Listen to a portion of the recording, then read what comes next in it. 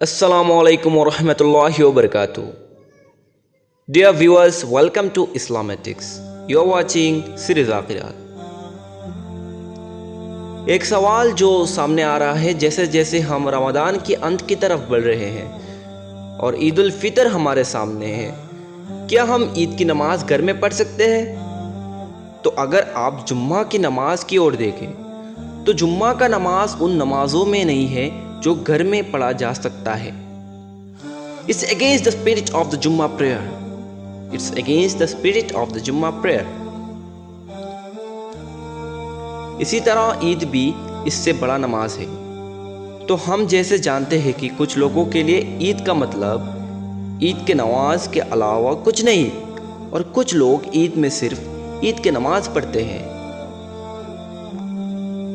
क्योंकि वे देखते हैं कि शायद सबसे महत्वपूर्ण संकेत में से एक वो लोग ये दिखाना चाहते हैं कि वो आस्तिक मीन्स बिलीवर्स। जो भी परिस्थिति हो लोगों के लिए, क्योंकि जुम्मा की नमाज की तरह और ये तो उससे भी महत्वपूर्ण है और ये घर में पढ़ा नहीं जा सकता। You don't do Eid prayer at home. आप ईद की नमाज तब पढ़िए जब आपके पास एक खुला जगह हो। If it's open place, if things are open by then.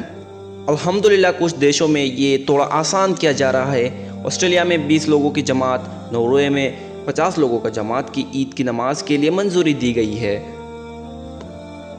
So if that's the case then of course you can do Eid prayer in more open places इंशाअल्लाह। तो अगर आपके इधर मस्जिद में पढ़ने का इजाज़त है तो आप पढ़िए, पर जो भी हो आप इसे घर में नहीं पढ़ सकते। This just against the spirit of Eid prayer, क्योंकि ईद की नमाज में आप सबको एक जगह बुलाते हो नमाज के लिए। ये सामान्य अनुमति आदि होनी चाहिए। तो इंशाअल्लाह ये आपकी मदद कर सकता है ईद की नमाज अदा करने में।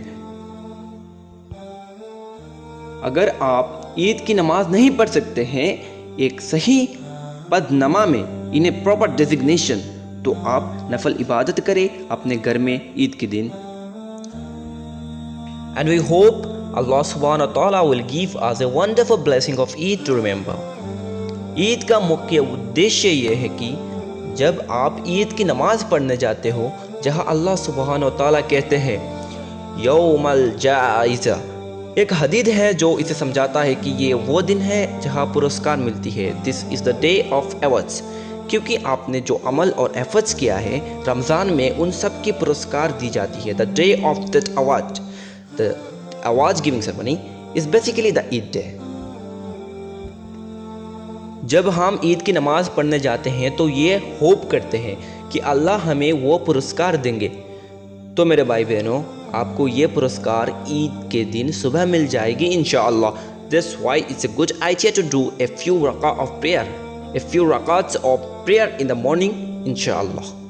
अगर हम ईद की नमाज पढ़ नहीं पाते हैं तो हम दुआ करते हैं कि अल्लाह सुब्हानहू व तआला हमारी रमज़ान को एक्सेप्ट करेंगे और हमें भरपूर पुरस्कार देंगे इंशाअल्लाह।